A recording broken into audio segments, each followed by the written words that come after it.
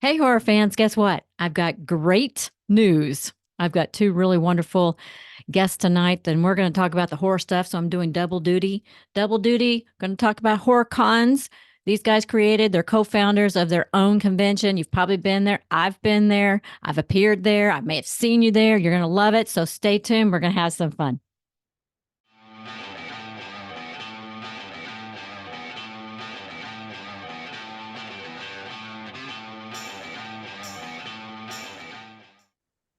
Hi, this is Honey Gregory, and welcome to my channel. And tonight I'm doing double duty. I am talking about both horror, going to the movies, and perpetual learning. So, you're learning when you're going to the movies. So, I have the coolest guests I've met last year. They're super duper nice guys. And all you horror fans out there, I'm sure you heard of them. And if you haven't, you need to. These guys are the co-creators of a really great convention called the FrankenCon, also aka the Bride of FrankenCon. And I think they do a little twist every year. Something's interesting about that. And we're going to hear the whole story. So I want to welcome my special guests tonight, Corey and Richard. Woohoo! Thanks, guys. Yeah. Hi. Thanks for having Thanks us. for having us on, honey. Yeah. So you guys are podcasters too, right? Oh, Yeah, that's actually how we met. Yeah. Okay. Well, let's hear the story. you want to do Well, it? me and Corey were part of it's called the ESO network, and it's like a little network of podcasts. And we didn't know each other, and I needed help or he needed help on a podcast, like helping with a topic. And so that's how we found each other. And then we became friends from there. And yeah, that's and then we podcast, we have separate podcasts, but sometimes we jump on each other's. What's the name of them? So What are your podcast names? Spooky um Dude. yeah, Corey is Spooky Dudes. I like that. Woo woo. Branding. And There you go. mine is Night of the Nerdy Laser. That's right. And I've heard that you were like, people are like, what is that? I'm not sure. Well, yeah, it's a little confusing just because like Nerdy Laser was a name that I came up with, I mean, a decade ago. And I had the Nerdy Laser podcast, but then we wanted to steer it towards horror, so we probably should have picked a different name, but Night of the Nerdy Laser is what it is. So Stuck now, man. Stuck yeah. now. Stuck now. Yeah. Well, that's why everybody keeps telling me, going, why did you do Honey Gregory Perpetual Learning and just go with Honey Goes to the Drive-In? Because nearly everybody on here is something to do with movies anyway. So I've just been like sporting both the what do you call them, logos on here. Oh my goodness. Well, I'm so grateful that I got to meet you guys last year at your convention. And was it the third year you did this convention? The third or fourth year? We're coming up on year 3. Last This year will be was year our 3. second. Yeah. Okay. Well, for your second year, you guys, it was amazing. I mean, so how in the world did this whole let's do this convention thing? Because that's no easy undertaking. So what in the world brought that on? So we have another friend who he used to be my co-host on Night of the Nerdy Laser, and so we loved horror. We love horror, and it was right after COVID, and he basically texted me and said, "Hey, what do you think about doing an event with Felissa Rose?" And I was Oh yeah, like, she's a blast. I mean, that sounds cool. Yeah, I Yeah, mean, heck yeah. and so we connected with this event center down here in Maryville, about 10 minutes away from where FrankenCon is held, and we hooked up with them. We put this event together, an evening with Felissa Rose. We sold out 100 tickets, and in the middle of all that, I reached out to Corey and said, "Hey man, do you want to help with this, be a part of it?" And I don't think he blinked. No, I didn't blink. I asked my wife though. Aw, that's nice. She said, "Felissa Rose? Yeah, we're in." Yeah, right. And then we sold out like 2 or 3 weeks before the show, and I was like, we should do this again. Yeah. And we kind of lucked out with that event because, we were coming out of COVID. I think when we announced it, masks were still like mandatory. And I think by the time it happened, they weren't. But so everybody was kind of like starving for a convention type feel, and Felissa, so we did that, and so halfway through, like 3 weeks before, a month before, I was like, we need to do this again. And I started doing numbers, and by the way, we had no idea what we were doing. Well, that's how you start, right? You're just kind of winging it. Yeah. I mean, with the Felissa thing, it was easy. It's one guest, it's a night, there were no vendors, and it was just whatever, right? And it worked out. But so in trying to do it again, it was like it just kind of spun out of control. And I was like, I mean, you have to have vendors, I was like, you have to do a convention, like. And so we three talked about it, and so this is all really Matt's fault. And he's not here to defend himself. I blame him. Poor Matt. I blame him. I love him, but I blame him. For sure. But the original FrankenCon was supposed to be like 3 guests or something, and I think I booked Joe Bob and Darcy and Nigel Bach like the first weekend we started reaching out to anybody, and we're like, nice. Oh, I guess we can book more than that. And so we just kind of kept going. There you go. Yeah. And we had like 10 guests the first year. And it's funny because the first year it was only a 1-day con. It was only May 14th. I remember the date because the reason I picked the date was it was originally going to be, I wanted to do a Friday the 13th con. Oh, yeah, that'd be cool. Yeah, I realize how like crazy, like that would be very hard logistically to do, just trying to put together reunions is very tough. But so I picked Friday the 13th, and then when we realized it was going to be more, I was like, well, we can just do it on the 14th. And so that's kind of how the May one, that year worked out. And then the next year we went to 2 days. And then this year we're still 2 days, but we're like, I mean, we're really more like a day and a half, but we just feel like we're more like Friday afternoon till Saturday night. Well, but we have so much going on that, it goes till midnight each night. So. Yeah, I mean, we had a blast last year. I mean, my daughter was with me in the whole cat fiasco, but my daughter, I couldn't party too late, had to set some sort of example. We still talk about that. It'll go down in FrankenCon history. Oh my God, what a disaster that was. Oh, it was terrible. I'm so sorry. Well, that's the thing. Our babysitter just like, we can't do it. And I'm like, oh my God, what are we going to do? And the next thing I know, we're loading up this cat. We're just driving. I was like, okay, I promised I'll be there. I got to be there. And then I show up, and it's like an ordeal. I never imagined in my whole life it was going to be an ordeal. And that cat was not happy. It kept us up all night long, crying, meowing all night long. And I'm not kidding when I say all night long. I didn't hardly sleep at all. It's like between going to all the fun activities and, riddled with guilt and the cat freaking meowing all night long. I thought I was going to rip my hair out by Sunday. Well, we are a hotel con, so that's always cool. I mean, I love the feel of a hotel con, and we have a great location, great venue, and it's just a really cool thing. But as far as issues, like it's all putting out fires the day of, like something. I mean, usually, luckily for the past 2 years, we haven't had anything like major happen. Right. It's just, you have to deal with a problem right then. And crazy lady with cat. Crazy lady with cat shows up. Hey, that for sure was not our biggest problem. I promise you. Oh my goodness. No. I don't even think you made our top 10 with the cat thing. Like it's. I feel better now. Because the thing is as long as we can get things like figured out and it's smoothed out, and it did. It was easy, I mean, but there's other things that just happen, and then we have no control over it, and we can't smooth it out, and. But it happens. Every con has it. We've met a great group of people that we, learn from. I'll shout out Scarefest in Kentucky because they're awesome, and we love those guys. They were there, weren't they? Didn't I meet? Mm-hmm. I think I met a couple of them on the probably elevator. Brandon, Wes, Adrian, and Nicole are Yeah, the I think I met main, them. like, yeah.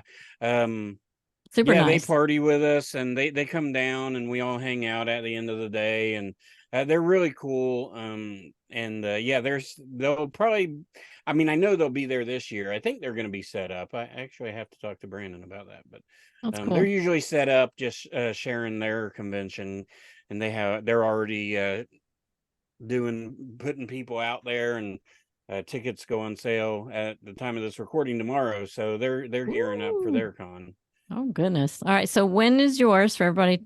Because I'm going to make sure I drop this in plenty of time. Yeah. What's the dates and time? What do Corey. people expect? Yeah, May Corey. 10th and 11th. I have an answer to that one. So you guys did it in June last year, so you've moved it up.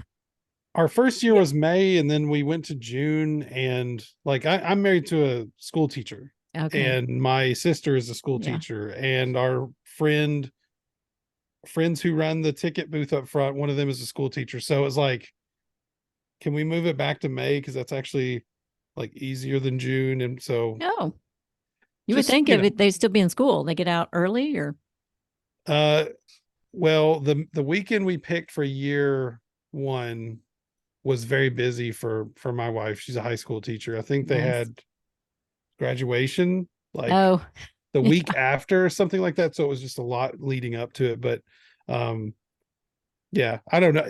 Here's the other thing too. There are a lot of conventions. Like if you look at like southernfandom.com or one of those convention websites, there's something every weekend. So it's so hard to find, something that doesn't conflict with somebody else's. Yeah. And we don't, that's not our goal to compete and fight. And there's plenty of room at the table. You just got to be kind of strategic about picking your dates, Yeah. I know when Joe Bob was here in Indianapolis in 2009 and 10, and I was up there signing autographs with him then, it was like Horror Hound. And it was only like their first or second year here in Indianapolis. And we were like, wow, we've never seen anything like that, they're big. I want to go to Horror Hound too, because that's the thing too. Like me and Corey love conventions. Like we just going. I got all this stuff. Look, I got Pennywise over here. I mean, wow. we're big nerds. We love this stuff. Yeah, I mean, we kind of came about this whole con thing by accident. I mean, but it's been it is a tough, I'll say business, but it is also rewarding. We've met a ton of cool people. I mean, celebrities, we've met volunteers, we've met just attendees that, are friends now. And it's just a cool feeling, like to give people a place to go where they feel safe and they can hang out with other people. And those people have met friends. Like, sometimes it's tough for, either nerds or horror nerds to kind of make friends. The real world just doesn't really like us sometimes, but so given a space like this, it's really cool. And we've done some events throughout the years too, so that's cool too. We try to do stuff that we can connect people to. So yeah, that's nice. That's really nice. And they're getting a little saturated. I know that a few aren't coming back, but it's nice that you guys are staying steadfast and keep going, because it's hard to get something like this kicked off and get people going. I mean, we're a small con, I mean, we don't make no bones about it. But it doesn't really feel small. When I was there, like you guys had the 2 rooms and everything, and all the panels and the movies and all the stuff going on the whole time. It didn't have that small vibe. I mean, there was plenty of stuff and plenty of people there. I appreciate that. Yeah. I guess it's from a numbers standpoint, but that kind of benefits everybody because, we have the room for everybody, and everybody can go to the bar close by, and there's just a lot to do. And I mean, we have as many activities as last year. We've got some cool things like we're going to have a puppet show again. it kind of got lost last year, but this year we're going to have like an R-rated puppet show and then a family-friendly puppet show the next day. All right. Okay. Yeah, we did a then, Saturday morning puppet show because we're like, oh, Saturday morning cartoons. Yeah. But like and it was everybody's great, but the problem was it was like when the doors opened, and so there was like 15 people in there maybe, and I mean, and I saw about 3 minutes of the performance, and it's amazing. Yeah. So I wanted to, and even for the family friendly one, it's going to be later in the afternoon. Oh, so nice. So you know, it's just and the one thing we've done this year is we have activities going Friday night. Corey, I'll let you go ahead and promote the big one for Friday. All right, Corey, what's that? So my sort of baby, it became my baby the second year, is the Franken Film Fest, and it's our independent film competition. We had I think 12 or 13 entries last year. Some of the craziest, most inventive indie films you've ever seen, made for pennies on the dollar. Wow. But just crazy stuff, super entertaining. I think that Tom Matthews from, and I don't know if CJ came in there too, but Tom, who's behind Richard on the banner from Friday the 13th Part 6, he came in and watched one of the films. And what's our age rating for this podcast? Anything you want. And it's for adults. Perfect. Okay. So there is a film. The first year we did the Franken Film Fest, we thought, how cute would it be if we had these very strict rules? And so the rules were like, you had to use the name Victor, you had to say it's alive, you had to do this and that and the other thing. And we weren't getting any entries. And so we started getting nervous. So we opened it up, and then all of a sudden we started getting entries. And then we started getting entries from the people who followed the rules. Oh. And there was one named John Devlin from Atlanta, who's become a good friend of ours. He made a film called Erecting a Monster. Oh, okay. I love it. It is about a Franken penis, basically. And so the sequel came out, which was Erecting a Monster 2, Bride of the Monster, and that's what Tom saw, and it involved a detached Franken penis chasing people around. Yeah. Was this like animated, or was it actual people in costume? Practical. They built a phallus and had it chasing each other. Yeah. How did I miss that? I must have been feeding my kid or dealing with a cat or something. It sounds like I missed some good stuff. Well, it's Friday night at 9 o'clock this year, so you're welcome to come. I may be all by myself because Hannah's in school now at IU, so I may be just party with Bronson. Yeah, party with Bronson and Brandy, and we'll be there too. So who's your guest going to be this year so far? Who all you got committed? I mean, I feel, every year we get this crazy, because, I say small con, but then I start to think about all the people we've had, and it's crazy. And this year is doesn't feel small when we talk about that's what I'm saying. It's crazy. So we've got 3 separate reunions. So the big reunion is Texas Chainsaw Massacre, the 50th anniversary. We've got William Vale, Alan Danziger, and Grandpa John Dugan. And John Dugan was actually at the first FrankenCon, so it'll be awesome to have him back. Yeah. But and we're working on logistics on things to do with them, but they're all going to be there. We're going to do photo ops with them, and people can meet and chat with them. So that's going to be awesome. And then a reunion that kind of came out of nowhere for us that I'm very excited about is the Eli Roth's Thanksgiving. Was a big hit last year. Yes. And we're putting together basically the first Thanksgiving reunion as of this recording. There you go. Alex Armbruster plays John Carver in the movie. So that's like Hayne Hodder playing Jason, or or CJ playing Jason CJ playing Jason back here. So Alex Armbruster, I can't wait to meet him. He seems like a really nice guy. He did his first convention ever at Days of the Dead this past weekend in Atlanta. So he's going to be there. We're also going to have Gabriel Davenport, who played Scuba in the movie, and then Karen Cliche. Cliche. Yeah. We're gonna have her there, and she has like the biggest I don't know, like her scene at the end is very memorable, let's say. But Karen was also in Saw 6, and I'm very excited about that. And then Corey can announce the third reunion we have. Okay. So year one, you know, we booked Joe Bob and Darcy and Nigel, and I was like, oh well, I did it. You know, the dream is realized. And we got interviewed for a magazine, for Rue Morgue, by our friend Kevin, and he asked, you know, what would it be a dream lineup for you to book besides what you've already done?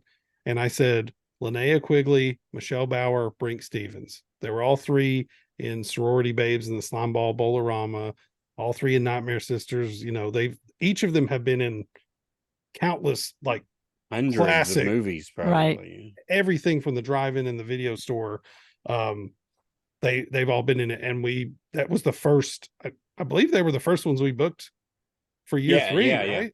Yeah. They were, yes. It just all worked out, and we couldn't be happier to have them. I'm Perfect. super stoked. Yeah. And we have Brian Bremer from Pumpkinhead. We have Gingerlyn Allen coming. Is Brian coming back this year? Yep. Brian will be back. I just interviewed Brian on here. Oh yeah. Oh cool. Yeah, Brian's he was really awesome. cool too. I met Brian on the elevator. So Bronson was like, "Oh, there's somebody who really wants you to meet. You guys just would click. I just know it." And I'm like, "Okay, whatever, you know." And then next thing I know, I'm on the elevator, probably dealing with the cat, and I'm going down the elevator, you know, and I get on, and there's this guy in there, and I started talking to him. We just hit it off, like we're just chatting and chatting. We get out of the elevator, we're still chatting, you know, and then a couple hours later, I go down to the table, and Bronson comes over and says, "Come here, I want you to meet somebody," you know, and Brian and I going, "Oh, we already met. We met on the elevator," you know. That's the other thing about hotel cons I love is those elevator rides, man. Yeah. They're just so fun, and you never know.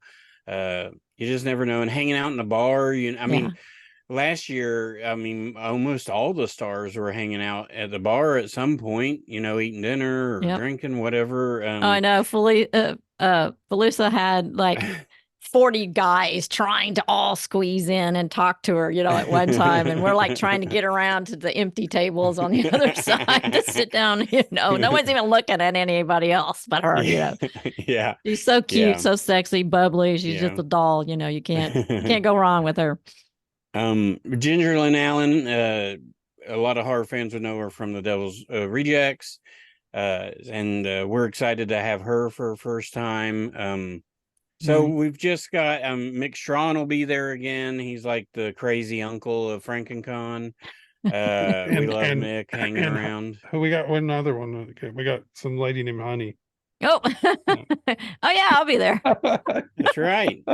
Well, Honey needs to get out there and start getting in movies again, because no one remembers me hardly, because it's been so dang long, you know. And I do appreciate you guys who have seen my work back when I was on Joe Bob and some of the other things. But you know, like when I was on Walker, Texas Ranger, and appeared on several other sitcoms and things like that, people don't know, and they don't have a clue. And I can't find the reels anywhere. I've reached out to people, and everybody's died, or they don't know what I'm talking about.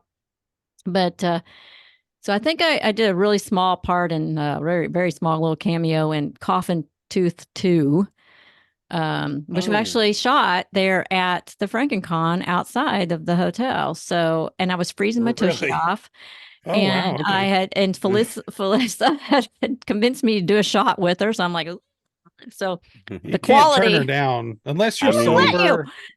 Unless you're like, you know, on the wagon for a number of years. Don't turn her down. So, you know, I go out there. He just shows up and goes, well, because I was actually supposed to drive to North Carolina, I think it was, and spend 2 or 3 days out there because I had a huge part.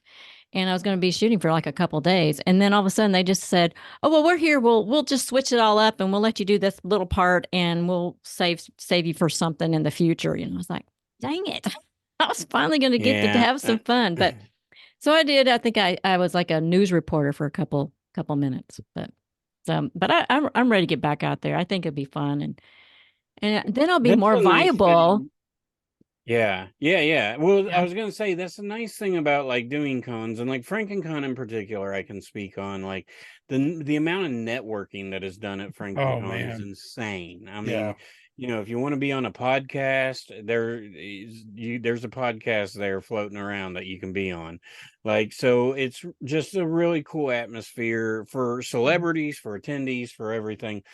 Like, just as far as like networking and meeting new people and meeting new companies, and opportunities can come about. I Yeah. mean, so hopefully in year 2 with you, we can make that maybe come to fruition. Well, I'm still new at this game, I because Joe Bob brought me back on the premiere of season 4, and it was funny because I hadn't been on the stage in so long, decades. I hadn't even thought about it really, and running a business, taking care of a kid a million miles away, don't have an agent, and that's something I'm trying to find now is a couple agents for acting and for conventions, but it kind of gave me the bug again. And I was like, oh, Yeah. I remember having so much fun and loving these people and loving being around everybody. And I just felt that comfort, like, oh, I'm back home, kind of feeling. And then when I got asked to the Jamboree, it was like, oh my God, this is just a blast. Everybody's so fun. And it's just kind of slowly happening. But, a lot of people don't remember who I am. So they'll come up and they'll see the picture of Joe Bob and they'll go, and they'll think about it and they'll go, wait a minute, you're Honey from like 30 years ago? I'm like, yeah. So it's Well, not, also it's fun. like, I mean, there's so many new fans of Joe Bob, Oh like, yeah. and they know he's been around forever. Yeah. But like, I grew up watching Monster Vision, so like, Yeah. I mean, but it's such a, I don't know. It was like this secret thing back then, and now like everybody knows about it, sort Mm-hmm. of thing. That's how I feel anyway. So, but I think, and the things not being available, Mm-hmm. like on streaming, like the old episodes, Mm-hmm. I mean, that hurts, right? Because Mm-hmm. there's no rewatchability to that. Um, so that's unfortunate that it's that way. I think they're trying to digitize the old ones, and maybe they're on Patreon, I on Joe think Bob's I Patreon or think something. Darcy yeah, does Oh, is it like Darcy's? Yeah. yeah. Darcy Yeah. does, like, she's like, yeah, she's like trying to kind of like create this like Joe Bob museum of everything that he's Nice. done, and trying to get it out there. So You guys need a maybe convention one with day. all the male girls and Joe Bob. Oh Big man, I mean, panel, Well, all talk the about male a girls. dream. That's well, a dream lineup. Yeah. Bride, that was one of the things, is like, but we had Joe Bob and Darcy booked for a second Uh-huh. year, and then we got in contact with you, and it was a perfect fit, and then Mm-hmm. unfortunately they had to back out, and but I mean, to us, that doesn't decrease your value any. I mean, Well, you're it still is part easier of, for people to know who I am when they put 2 and 2 together. I mean, for sure. but people were still happy that figured it out. A lot of people, it kind of like someone come running over at one point and was like, I walked by you a while ago, but I didn't realize who you were, And so it just takes time. But, I mean, I'm not stupid. I realize that I've been around a long time, and Darcy's current. And, even if they brought in Rio and oh goodness, what was the other one's name? There's 3 other Rusty. girls, Rusty, Rio, and there was 2 girls that were on there at one time, but I don't think they were on there very long. Can't remember their names. So See, I only know you. I yeah, so mean, I don't know the Rio and Rusty. I was the So original. And then when I left yeah. to go to Europe to study, I told John, I said, I'll come back. Just fly me back, I'll fly me back for a couple weeks and we'll shoot. And I think it was too expensive. And so then that's when he got I think that's when he got Rusty. And then Rusty was all going to law school, I think. And then they wound up with Rio. And then when Rio left, there was 2 other girls that were on the show a few episodes. I don't know how long, but they weren't on there that long. It might have been right before it was canceled or whatever. I mean, you could Yes. theoretically, or not theoretically, you could straight up just base a con around, the various Joe Bob Briggs entities. I mean, you Yeah. could, you honestly wouldn't have to book anybody who wasn't attached to that those shows at some point. Yeah. But I don't think he's doing as much as he was. I think we caught him that year one at a perfect I time. think he got lucky because last year I heard that he canceled like 4 or 5 conventions. Yeah. And Well, we were one of this them, year he and- doesn't. Yeah. And this year he doesn't have, someone told me they looked on his website for his upcoming appearances and there's only like one thing for this year and it was last weekend. If I'm a guessing person, I mean, I would say he's focusing on the show and even the jamboree. Yeah. I would think he would be doing that again. I think he's focusing on his things, you know, and that's and fine. that's I understand that. Yeah, I mean, He still may come back and be at your con again. You know, you never know. Yeah, I mean, you know, there's always an open invitation. We wouldn't Yeah. turn him away for sure. Yeah, I mean, well, he's I the just- king. I call him the king now to everybody. I was like, he's the king. I mean, everybody loves him. I just feel blessed we got them year one. My wife got to Yeah. be their handler. Aw. It taught us so much, and they're they're both so professional, and I think they just, the fans loved it. It was great. It was a dream. So I mean, they were for sure, their line was insane. Oh, I'm Like, sure. we I'm sure. had no preparation for this. You know, we were one day con. We had no idea what we're doing, and the line ended up going all the way down the vendor hall. Yep. And I'm like, at Yeah. a certain point, like we're like, some people are freaking out, and I'm kind of wondering. And then, like an hour later, we just noticed like everybody in line was like laughing and not mad, and then Oh, they don't care. vendors were Yeah. thanking us because we were just parking people right in Yeah. front of their table. So they're and they shopping couldn't while they're in sell to line. them, so Yeah. all these vendors that were lined up next to that I mean, I think all the vendors did pretty well year one, but Yeah. like these Yeah. vendors did real good, because all those people are like, well, I'm just standing here, I might as well shop. You know? Exactly right. Well, Bronson was one of those vendors. oh, lucky him. And Well, then we when- had a comic book writer, and he was like the last one, and like he said that was the most books he had ever sold. Oh, that's so cool. Well, and that happened to me at the jamboree. You know, I thought I even told him, I said, "Why do you want me to come? They don't remember me." You know. And so the line, right? The line and people walking to get to the line, because I was right there next to him. And people were in the line and they're all talking. And next thing they look over and they go, Honey the Mail Girl, there's Honey the Mail Girl. And then they're like, Honey the Mail Girl, there's the original Honey the Mail. We got to go see Honey the Mail Girl, you know. And my daughter and I are sitting there just going, oh, wow, this is weird. I didn't know what to think of it or what to make of it, but it was very flattering. But when in 2009, when he was at the Horror Hound, he said, come on up, you know, and they got me a hotel room or whatever. And I hung out with him for a couple of days, and it was the same deal. I don't think they knew what treasure they had in him. Because they didn't pay him very much, and they stuck him in the farthest, tiniest little booth in the corner, as far away from the door as possible. Now, maybe that was genius to get people to go there. I don't know, but you couldn't hardly find him. He was way back there. And then that Saturday, I think it was Friday, Saturday, and Sunday, maybe. And it was Friday night, Saturday, and half a day on Sunday. So on that Saturday, we didn't even go have lunch. Like, we didn't eat. Once we sat down, we didn't eat until like 9:00 or whatever it was that night when it was over. We did not eat. And so the line, people showed up with wanting to get married and him pretend to do like a ceremony. People brought what do you call those things? Those microphones from the drive-in that they wanted him to autograph, you know, and they just, everything you can imagine. And the line was from the back of the convention center or hotel, whatever it was, all the way down the aisle, around part of the way, and out the door.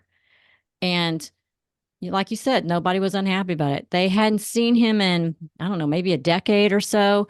And I looked at him when the line kept getting bigger and bigger, and we're like about to go to the bathroom in our pants, and we're dry mouth and we're starving to death. I looked at him, I said, John, we need to bring the show back.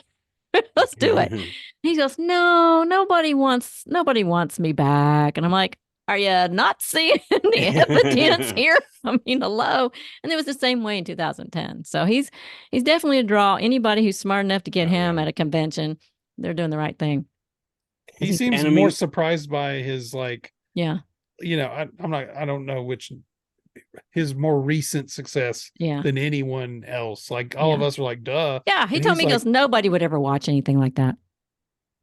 It's not politically correct. No one will ever watch that. I'm like, they crashed Shutter the first when they first did the drive-in. They crashed Shutter. I know, right? So you just I don't know. Yeah, that's one thing I like about doing our show is we try to make all the guests accessible. And so the way we kind of do ours, it's kind of like you have to go past all the vendors, get to the celebrities, then walk past the vendors. So everybody gets a chance to kind of, see everything and do what they want to do. So, yeah, well, it was a great time. And I know due to the economy, people are, picking and choosing what to do. So I'm going to tell everybody it's a lot of fun. And because it's smaller, it feels more close and personal. It feels more like family. You have a better opportunity to meet people and talk to people and feel like you're right there next to your favorite celebrity. They don't feel far away. It doesn't feel like something strange. And the fact that you're in a hotel, you can get a room and you can have some cocktails and you just ride that elevator up and fall in your own bed. And I think it's a perfect setup. You may end up having a drink next to a celebrity. You may be able to buy them a shot. We can't guarantee it. Yeah. But it might absolutely. happen. But absolutely. You're absolutely right on that. For Archon, really, that's the goal, right? Is for everybody to have fun, everybody to feel like they're wanted and accepted, and just to forget life for a couple of days, you know. Because sometimes, and we try to make our ticket sales affordable. If you buy them now, they're cheaper than at the door. And, we've been giving out physical tickets to companies and podcasts. So if you listen around, you may hear a contest to win tickets. Oh, all right. So there's a lot of opportunity around to. Well, this is amazing. We have 1 minute. So I'm sorry. I got you. Fixing to cut us off. But I'm so excited that you guys are bringing it back. And I feel very, very grateful that you guys are having me back. And I know it's going to be a great time. And I appreciate the opportunity. And I look forward to seeing you guys.